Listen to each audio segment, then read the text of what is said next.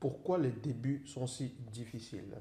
Je vous donne une explication dans cette vidéo. Bonjour les amis, je suis Yannick TM. Bienvenue sur ma chaîne. Si c'est la première fois, je vous invite à vous abonner. Mais pourquoi est-ce qu'au début, quand on veut faire quelque chose, c'est si difficile? Ça peut être le fait d'apprendre par exemple à gérer ses émotions. Vous êtes peut-être quelqu'un de colérique ou alors de très impulsif et que chaque fois que ce qu'on vous dit c'est boum, vous réagissez tout de suite. Ou alors vous êtes quelqu'un qui n'arrive pas à communiquer comme est-ce qu'il faut, comment est-ce qu'il faut, qui n'arrive pas à écouter lors d'une communication, qui a toujours tendance à se faire entendre et à écraser l'autre et à empêcher que l'autre s'exprime. Vous avez certainement quelque chose en vous que vous voulez améliorer et quand vous essayez de mettre cela en place, quand vous commencez à mettre cela en place, vous vous rendez compte que c'est difficile. Le début, c'est vraiment difficile, c'est souvent difficile de démarrer et tout.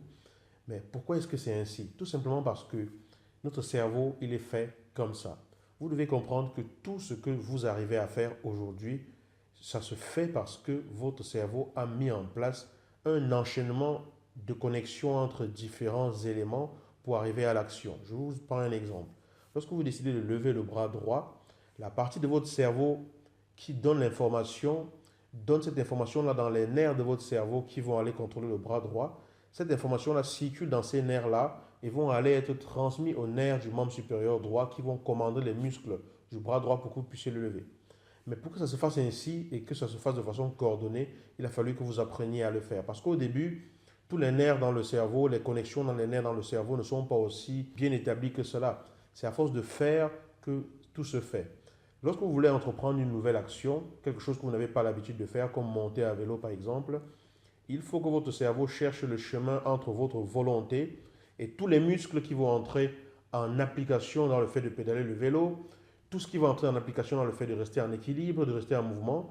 Donc, il va y avoir l'information qui part de l'endroit de ce que vous voulez, qui cherche le chemin et essaie de collecter les différents nerfs sur le chemin jusqu'à l'aboutissement du mouvement que vous voulez. Et comme au début, ce n'est pas clair pour lui, parce que c'est un chemin c'est une connexion, une autoroute qui n'a pas encore été établie, ça tâtonne. Donc, l'information en partant du cerveau va essayer de prendre certains nerfs, les mettre ensemble, les connecter les uns ensemble et puis voir le résultat que ça donne. Le résultat que ça donne, ça va être peut-être que vous titubez sur le vélo ou bien vous perdez l'équilibre et tout ça, vous ne savez pas bien garder votre équilibre. Et à force de le répéter, il va éliminer les nerfs qui n'interviennent pas de façon efficace dans le processus pour ne garder que ceux qui interviennent de façon efficace. Et ça va se polir ainsi au fur et à mesure jusqu'à ce que la connexion, jusqu'à ce que l'enchaînement des événements entre votre volonté et le fait de pédaler le vélo en restant en équilibre soit vraiment établi. C'est ce qu'on appelle un chemin neuronal. Et à force de pratiquer, ce chemin va toujours se clarifier plus jusqu'à devenir comme une autoroute neuronale et ça va devenir une habitude. Une fois que l'autoroute est installée, une fois que vous savez le faire, vous n'oubliez plus comment on le fait. Parce que avec le temps, tout ce qui n'intervenait pas vraiment dans le mécanisme a été éliminé et tout ce qui est indispensable au mécanisme a été renforcé par la répétition. C'est un peu comme si vous voulez réaliser un dessin. Au début, qu'est-ce que vous faites? Vous faites d'abord un petit croquis, une esquisse au crayon, et après vous effacez les parties qui dépassent, puis vous dessinez encore de façon plus précise, vous effacez les parties qui dépassent, vous dessinez encore de façon plus précise, et au fur et à mesure que vous dessinez, le dessin s'embellit de plus en plus, prend la forme que vous voulez, et lorsque vous avez atteint le dessin final, vous le finalisez maintenant avec de l'encre de crayon ou de l'encre de couleur indélébile, et vous avez le dessin final. C'est exactement comme ça au niveau du cerveau.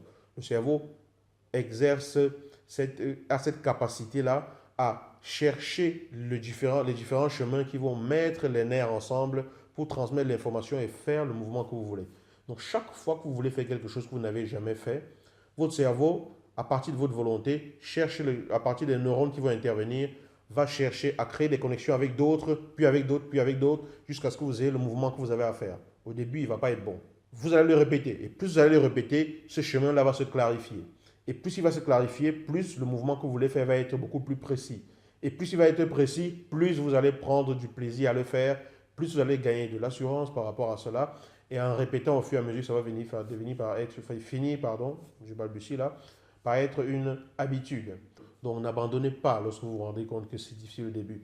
N'abandonnez pas parce que vous avez commencé une, deux, trois fois et que vous vous rendez compte que c'est difficile. C'est normal. Le plus important, c'est de répéter les actions dans le but de ce que vous recherchez, de persévérer, de persister. Si c'est vraiment ce qui compte pour vous et que vous voulez y arriver, persévérer. À force de répéter régulièrement, les différents mécanismes se mettent en place, les différentes nouvelles habitudes se mettent en place, votre cerveau s'habitue à créer ces différentes connexions-là jusqu'à ce que vous arriviez à ce que vous recherchez. N'abandonnez pas à cause des difficultés du début, parce qu'au début, c'est normal que ce soit difficile. Votre cerveau lui-même est fait ainsi pour que ce soit difficile au début, parce que ce que vous n'avez jamais fait, il ne l'a jamais conçu. Donc, pour qu'il le conçoive, il faut qu'il esquisse d'abord un brouillon et fasse les différents neurones qui n'interviennent pas et fasse les différentes connexions qui n'ont pas besoin d'être dans le mouvement nécessaire pour avoir ce que l'on recherche et finalement établisse vraiment ce qu'il faut. Donc, c'est normal. C'est tout à fait normal. Alors, persévérez, n'abandonnez pas, continuez. Biologiquement, neurologiquement parlant, scientifiquement parlant, c'est normal qu'au début, ça puisse être difficile et c'est normal que parfois vous ayez l'impression que c'est la mer à boire, mais tout ce qu'il faut, c'est persévérer et s'entraîner. Je vous dis à bientôt dans une nouvelle vidéo.